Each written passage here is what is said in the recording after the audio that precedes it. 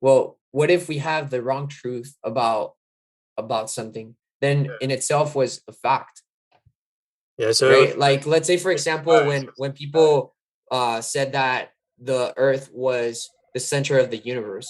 Yeah, that's what I was thinking about because that used to be a universal truth. Yeah. Now it's the universal truth of that has changed.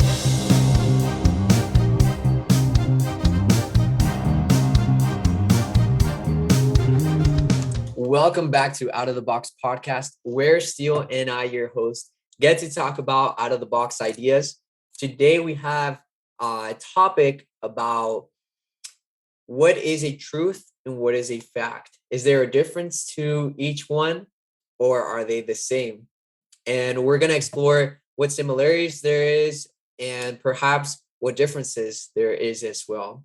But before we get started, I want to invite you guys to subscribe to our channel. If you have been following us for now some time, we want to invite you to subscribe to our channel because our commitment to continue providing content for you guys is something that we hold precious and we want to continue doing it. So please subscribe to our channel and also leave a comment down below of what you think was interesting about this podcast. Do you think a truth is different than a fact? Let us know down below in the comments. But we'll get started. So Steele, what do you think? Is a truth the same thing as a fact? What are your thoughts on it? My first impression is that it is. That like when I first hear that, I think, yeah, they're the same thing. A truth is like it's almost like facts are established truths. They're established things that we believe are true about the universe. And and truths are bigger than facts. I could see that, like, because they're like almost the overarching things.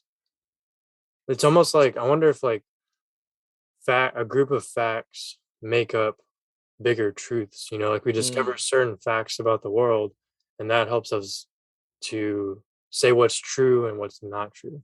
So I guess that's kind of how I see it initially. Yeah. yeah. Yeah, no, I definitely think that's a valid thought there. Because one of the things I heard recently was, a fact is something that if we kind of break it separately, a fact in itself is something that is, for example, true to a certain point, right? So, for example, right now I'm not sure what basketball team holds the most championships won, right? Well, let's say another team catches up and eventually surpasses the amount of championships that they have.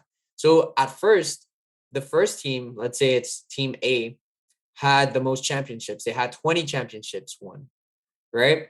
And so we can say it's a fact that the A team has the most won championships in the US in the NBA, for example. Mhm. But then Team B surpasses them and 2020 2041 they surpass them and now they have 21 uh championships won and the other team hasn't won any since. And so in that case, right? In that case, well, now the fact is that team A is no longer the team that has the most championships. Now it's team B. So facts in itself can change and can vary from uh With from time. year to year, from time to time. Yeah, time can change facts into other facts, right? They facts can change, but truths, Mhm. universal truths are things that don't change. They just stay the same now, next year, and forever, Eternity. Yeah. for Well, eternity. Yeah. or do you think there's certain facts that don't I mean, not fact. Yeah, certain facts that don't change, right? Like Mm, I see your point. Like it's a fact that you, Jose, worked at the Academic Media Center in, I don't know, I'm just like 2016, or let's say, and but now it's a fact that you work for music companies or something. Like just as an example, so your job changed. So it's no longer a fact that you work at the Academic Media Center. That fact, the fact of where you currently work, has changed. That's what you're arguing. I also wondering though, because I can think of an example, like for example, like my birthday. The exact date of my birthday never changes. Doesn't matter how old I get. My age, though, the fact of how old I am, I'm 25 right now. That's a fact right now. But on May 5th, this next coming May 5th, 2022, I'll be 26. That's a fact that will change on that date. Mm, But my actual birth date itself, it won't change. So that's weird. yeah. So like, so it's like, what is that? Yeah. So like maybe that's kind of weird, right? Like, Yeah, it almost seems like facts, they I mean, yeah, like I mentioned before, they do have the propensity to change.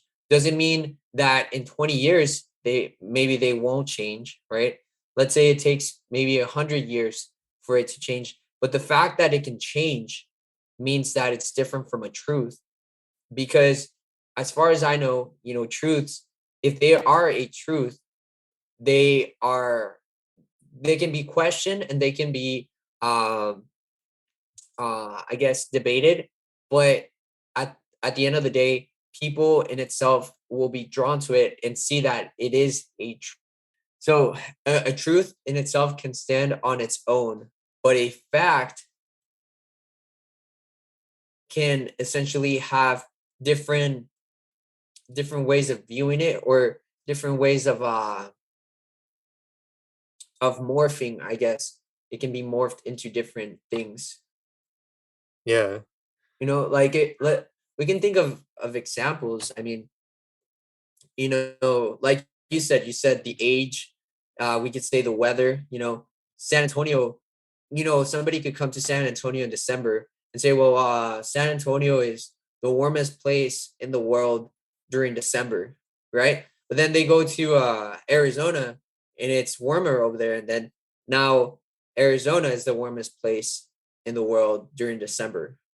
Well, are we basing we're in that example, we're basing a fact off of what somebody said. So when we read the New York Times, or when we medium we're looking at, we're basing it off of what that group did research on, what that group saw, right?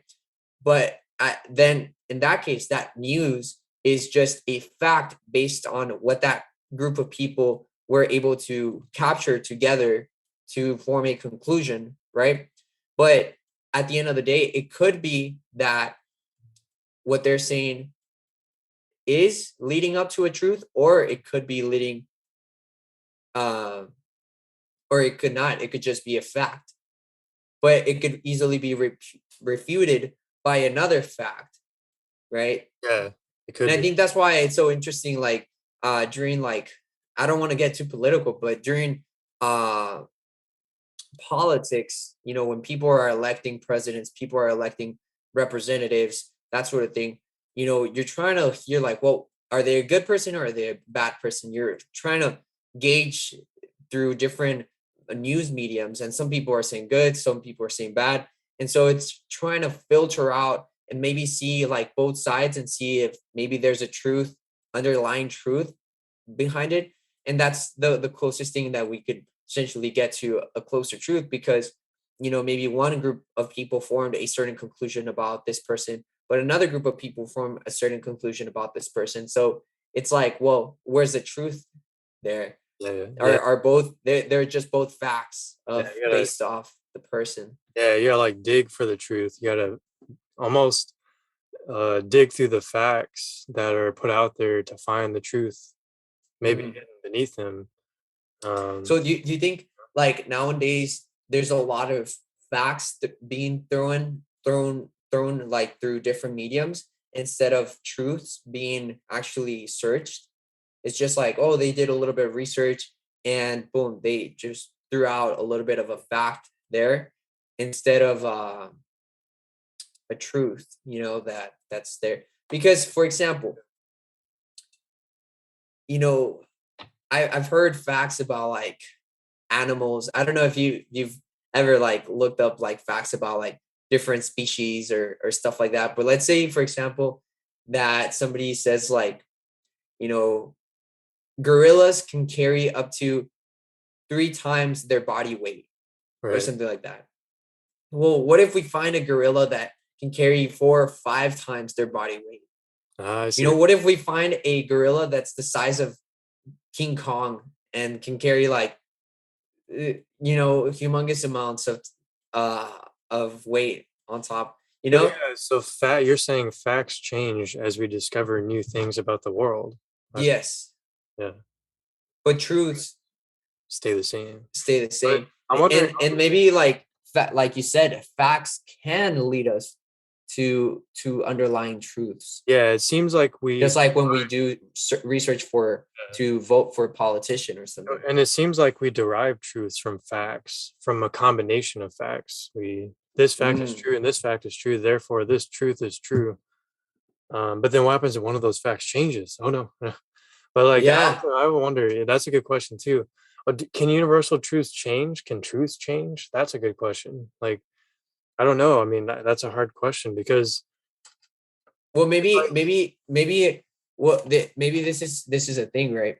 Well, what if we have the wrong truth about something? Then in itself was a fact, yeah. So right? Like let's say for example, when people said that the Earth was the center of the universe. yeah, that's what I was thinking about because that used to be a universal truth. Yeah. Now it's the universal truth of that has changed.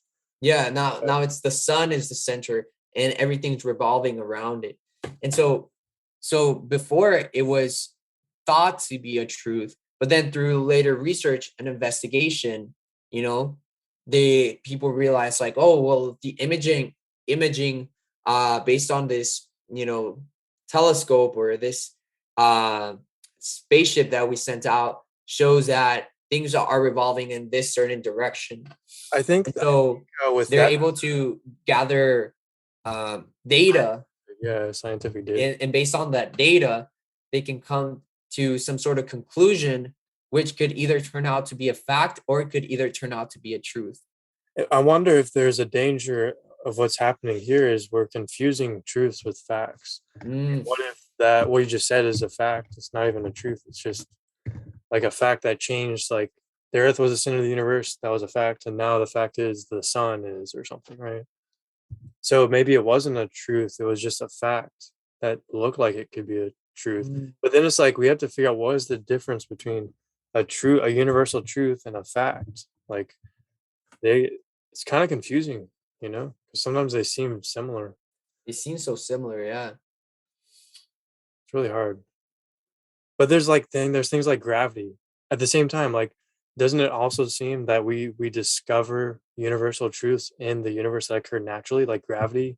Gravity is a universal truth that has existed since before we discovered it. I mean, even though we didn't discover it, it still existed. Yeah, So yeah, maybe and I that's and I think that's to your point, like, and to the point that we were mentioning earlier, the truths are naturally just there. They discovered. cannot they cannot be erased, they cannot be created. They are just there, right? So truth in itself is just there. It cannot change, it cannot morph, it just is there.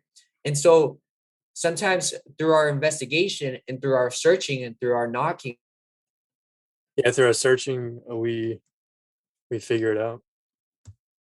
yeah, I think there might be an aspect to it that yeah, through that searching we can get to a truth or maybe close to a truth Well, going back to that example, I think based on what we're able to gather at the moment. exactly. Because the more that we explore, the more that we advance technologically, the more we can expand our concept of reality, right? Yeah, Therefore we can expand our concept of what truth is, yeah. because I've never been out in space. Like I don't know, if I know now. how many stars there are, or how far away we are from Mars, or at different times of the year. Yeah, and You some know, what we call facts are just rough estimates based on statistics, which are also averages. They're not like perfect. They're as close as we can get to it. But like going back to that example, what you just said was so important. Like saying the example of the Earth, believing that the Earth was the center of the universe. What if that was just a fact? And what if facts are just misinterpreted as truths, like they're just Mm, things that we misinterpret as the truth at any given point in time. And that's why facts change and truths don't, because they're misinterpreting something. Because the reason why I say misinterpret, because you said we couldn't go out into space, we couldn't go out into space. We didn't have the technology to know whether the earth was the center of the universe or not. But we believed it as an ultimate truth. But then when we did have the technology to do it, then we were able to verify, like, hey, no, the earth is not the center of the universe like we thought it was. And now we have scientific data, we have measurements. Now we have the correct interpretation. So maybe it's just a misinterpretation of reality that leads to, facts changing. I don't know. Or at least like that one, for example. That's yeah. Or even like I think about this very often, like even about the creation of the earth, the creation of the world. A lot of people talk about evolution and how evolution is something that formed the human species, right? But we try to get into that conversation. It's like, well, is it a truth or is it a fact? You right. know? And I hear many people say it's a fact, but I don't know. Hmm. Well, maybe to a certain point it can be debated to be a fact, but maybe, through deeper research we can discover that maybe it's not. Right. And then a lot of things you need evidence, right? So Yeah. I think a lot of it, like people say a fact is a fact when you have enough evidence Mm. for it. But then what does that mean for truth? Do you need evidence for truth? Or because and Yeah, then what if you can't gather enough information about yeah, because like a certain philosophers truth? philosophers don't go around collecting evidence. They go based on logical reasoning to find their truth, you know? Yeah. So what does that mean? I don't know. And could that be why there's so many like truths in the world? Like diversity in itself just naturally, produces this sort of like uh confusion, Yeah, the confusion of postmodernist thinking, yeah. like that there's no objective truth. I think that's where it comes from questions and discussions like this, like we're trying to figure out what it is. And people take it farther than we do and say, well, that must mean there is no universal truth. If facts change and we can't even figure out what truth is, then that must mean it doesn't exist. Like that's the Mm, conclusion that they go to. yeah, one could essentially get to, yeah. So yeah, it's not like I don't understand that, but I just happen to believe that there are certain universal truths that we discover. Like I said before, like gravity. Like I don't think anyone can really refute the fact that gravity has existed forever and will always exist. Like there's just certain things. That's why Yeah. I can't believe that there's no truth because of just that one example. Yeah. Or even like the composition of atoms and that sort of thing. Like, I'm not necessarily a researcher myself in that field, but it's been proven time and time again that different researchers have been able to see that there's molecules that compose matter, and so these molecules get smaller and smaller until we get like to a nucleus and to electrons and that sort of thing, like smallest um, particles possible. And so we can say like objectively, like, well, yeah, that's, and then in that case we are made out of atoms. If we got a piece of wood, we got a piece of metal, we got a little bit of like flesh, and then we look at the smallest detail possible and we realize that it's an atom, you know and I think that those things, like to your point, say that you can gather evidence, and through the evidence and resources you're able to get to a certain universal truth. Unless you misinterpret the evidence, because now like Oh yeah. evidence can be misinterpreted. That's happened in scientific experiments before. There's been like the famous autism experiment that led everyone to believe that vaccines cause autism. I mean, that was a huge example of how people misinterpret once one scientific experiment had flawed methodology, and then people took it and ran with it, and no matter how many studies were done after that, still believed in something that was based on a flawed design, or any experiment that has a flawed design and the results aren't 100% trustworthy, or any number of things can go wrong in an experiment to make it inaccurate. And then we can't even take one experiment for its word. We can't always say this is true for everyone in the world because of this one experiment. And so, like, even with experiments giving us a little bit of evidence, it's just a small piece of the pie, like, of the world. So we have to be careful about that too. We might have little pieces of evidence, but that doesn't, I don't know, it doesn't always do the whole picture that you need to prove a universal truth, because a universal truth, it has to have everything pointing to it, like gravity. Like, we know it because we experience it every day, and I think we can measure it in some way. We have scientific models, math that can support it. So we have not just one thing, multiple things support gravity. uh I And don't how know. about for example, like the things that can't be measured? Like for example, we've talked about near death experience, or like Yeah, that's a the soul, the mind, soul, there's consciousness. consciousness, That's there's why it's different so. things that can maybe you could get the electro signals, of a certain part of the brain, or you could get to measure certain things but not really pinpoint exactly, like, Yeah, well, what exactly. is that? That Maybe was the we other just don't have the technology, or haven't thought through like a potential experiment that could unleash more answers. Yeah, exactly. But Like you're saying, we don't have the technology. We may not even have the technology to measure consciousness, is what you're saying. And like, because it's like, well, where do you measure consciousness? Is it yeah, all in your head? Is it partly in your head and then in your heart? Or where does it exist? Is yeah, how do you measure something that you can't yeah, because see? there's neuron cells in the heart too. So it's like weird. And you're right, because this has been debated. I mean, the consciousness book I'm reading right now talks about how we cannot find a specific part of the brain where consciousness really is, or people have made different theories about where it could be, but we still haven't really figured it out. And there's still people debating about it in science, biology, neuroscience, and philosophy, and the different fields are trying to figure out what it is. And some You know biologists what? don't want to bother Eh, with it because it's so confusing. one of the things I just thought about right now is, what if we're trying to measure or define something? Because to us, consciousness is a word, right, that we believe to exist, and therefore, if we think that it exists, maybe it does exist, right? Which could essentially say that, well, if it exists, then it's a truth, and it's a truth that exists. It represents, and I think we've had a podcast about this, but our consciousness is, a combination of like what we're thinking, what we're experiencing, what we believe to be true. And so, we know that it's happening because we talk to different people and say like, oh, well, this is a truth. Everybody has the process of thinking about life, or at least to the level that they can do it towards.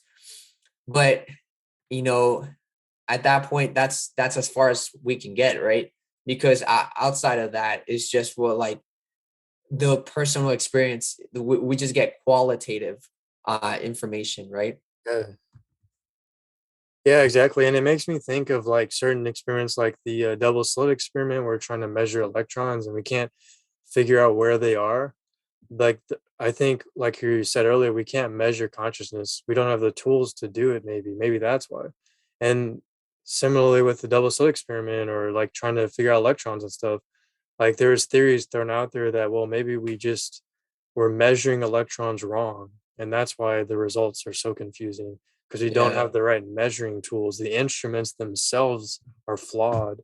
Or it could even be that we're looking at the wrong thing. Like, what if, for example, we label it as consciousness, but what if consciousness didn't exist, for example?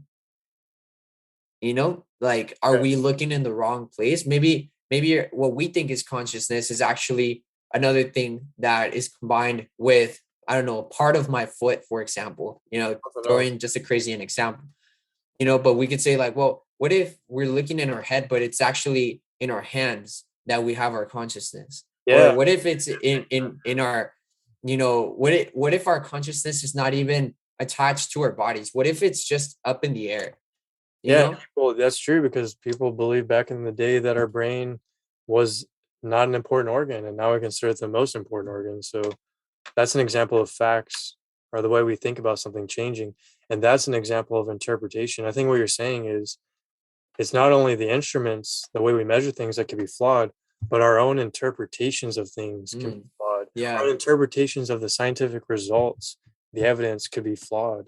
Yeah. Like, well, like it, the truths are sometimes subject to what humans are experiencing at the moment, Yeah, right? bias. So it's biased to what human beings, or at least the general population, is experiencing at the moment, and how they view that is the major concepts or facts that are distributed amongst the people, right? So if this guy came to that conclusion and this guy came to that conclusion, even though it might be flawed, um, then all of them came to a similar conclusion, and then the minority, you know, doesn't get to put in their input because the majority has already established a certain fact or a truth. Then, where is that still the truth? That's yeah, you're diving into something I've been wrestling with a lot in philosophy is what does it mean to say something is objective? I mean, what you're saying is like what I was thinking about, like multiple subjective accounts of something from a group of people because me and you are subjectively experiencing the world and can have subjective opinions and experiences of the world. Now you're saying, well, what if there's a group of people experiencing that and they experience something similar and they also reach similar conclusions about the same thing and then eventually reach the same conclusion and the same belief about that thing, and then so their subjective experiences be changed from subjective experiences into an objective like fact, and it's because they agree on what they're subjectively experiencing. So it's like you're saying, and what I've been trying to ask myself is, does simply a group of people all agreeing on the same subjective like experiences like group together, then those subjective experiences create an objective like fact or objective, observation of the world, it's like it's weird. It's like it's like by that logic, you're saying that an objective fact is just a group of subjective experiences.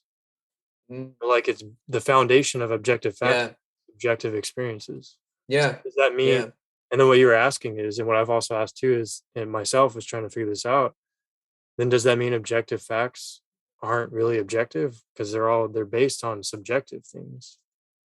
It's like, so there's a sea of subjectiveness and it creates these objective things, but the foundation of these objective things is subjective. yeah. So But maybe what could be is that there's an underlying truth within those subjective experiences that could essentially turn something into a fact, which that fact, maybe a grouping of facts, can help lead to an underlying truth, right? So it's almost like a filtering process, right? Subjective experiences, a group of subjective experiences filtered out gets objective facts, and then you filter out that, and then you can maybe get closer to an objective truth. yeah, that's what it seems to be. So And it's almost like a filtering process of like subjective and then objective and then truth. it's interesting because on two things, like a philosopher can do that too. They can do it by themselves. They don't even need a group of people, and they can make premises and as long as those premises agree with each other and they're all true, then the conclusion is objectively true no matter what, unless you can refute one of the premises. That's philosophy, and one philosopher can accomplish that. They don't need a group of people to discover objective truth. If you're a Christian, you don't need a group of people to discover objective truth. You just need God's word. So those are two examples where you don't need a group of subjective individuals to find an objective truth. In cases where you do, though, it's used all the time in the scientific method, in the scientific community, because in science, the scientific method, you have a hypothesis, you test it on a group of people, not one person, but a group of people, and compare it to a control group. And then if the results turn out true, then that group helps you discover an objective truth. So yeah, I guess there's instances where you could say one person can find objective truth, but in science, a group of people find an objective truth. But I think even in the community too, me and you talking, maybe if we have a conversation, me and you can discover an objective truth that just makes sense and we can't refute it no matter what. No matter what argument we think of, we can't refute it. Yeah. So that's a strange thing to think about as well, It's Yeah. pretty strange. Yeah, it's pretty interesting. I mean, we maybe can find truths, like you said, on our own, but what if our own perspective is misled? Yeah, Because you said you talked about premises, right? exactly. Yeah. Like you can find premises, but what if those premises, like you said, are one of them is faulty? Then you had to change the objective truth, and it's no longer Yeah. true. But can you do that by yourself, or you need to have somebody else to tell you, like, hey, that premise is not correct. So the So idea is you to do a it. certain degree, you need to filter out the to get to an objective truth. You need other perspectives on the table to to to almost challenge you to see it in a different way, or maybe to help you filter out the premises, to test them out, to put them through fire, to actually create something that's worth standing up towards. Yeah, and it's funny that you mentioned that because that is a good point. It's a very valid point because you do need other people to kind of reality check you because you may think you're right, but then someone else has a different idea of what, like maybe perceives it differently or interprets it differently or just thinks about it in a different way. And then they correct you. And you find out one of your premises was actually false. And then you find out, oh, the subjective truth actually is wrong, or it could be modified. But at the same time, then you have philosophers, like Aristotle or Plato, and they were able to come up with philosophical truths with premises by themselves by having discussions like that, but discussions inside their mind with themselves or with imagined other people that they're conversing with. And they try to come up with, well, how would someone argue against this premise that I've come up with? And then they come up with a counter argument and then they argue against that and they refute it and they think of every possible way someone could say their argument is wrong. And then they argue against every single one of those. And then if they finally get through all of those and it still ends up that their premises are true, then they, come to the conclusion by themselves by having those but conversations. but it makes me think, like, what if they missed a counter argument? Yeah, and then that's when they're like other people write letters to them, or you'll see another philosopher writing a book responding to another philosopher and Yeah. saying why they're wrong, and then that philosopher come back and respond to them. So then, and that happens in research articles in the scientific community as well. So yeah, I mean, we're all human. We could miss something, and another human comes along, and then yeah, you're right. It's like that 1% of people, but that 1% helps you to see, oh, I didn't even think about that counter argument. So it helps you polish That's why it's so into important. a greater truth, things into Why greater truth. it's so important to have conversations with people and debates. Yeah. Otherwise, like what you're saying, we fall into And that. I think that's why, like, it's so important, like, nowadays, like, to the point that we were talking with Dr. Greenaway, it's so important to have an open ear to other people's experience of life, because it's maybe sometimes through listening to other people's experience of life that we discover other ways of maybe finding counter arguments within ourselves, which in itself makes us better philosophers, which makes us better moral citizens, right? Yeah. The more that we know how people experience life, the realities of life around us, the better we are at actually speaking truth. Because if we don't know what it means to live in South Africa or to live in Asia, then we have, to a certain degree, a blind spot Yeah. of what somebody in that area could experience. And it's what I think causes sometimes stereotypes, right? We create conclusions based off what the small percentage of people that we've seen, based on a gender, based on a race, based on whatever classification. And so we come to conclusions that might be flawed until we actually meet a group of people within that area, or whatever it might be. Yeah. Change expectations change. But like, to your point, I think it is very important to have deeper conversations with people who are very different from us.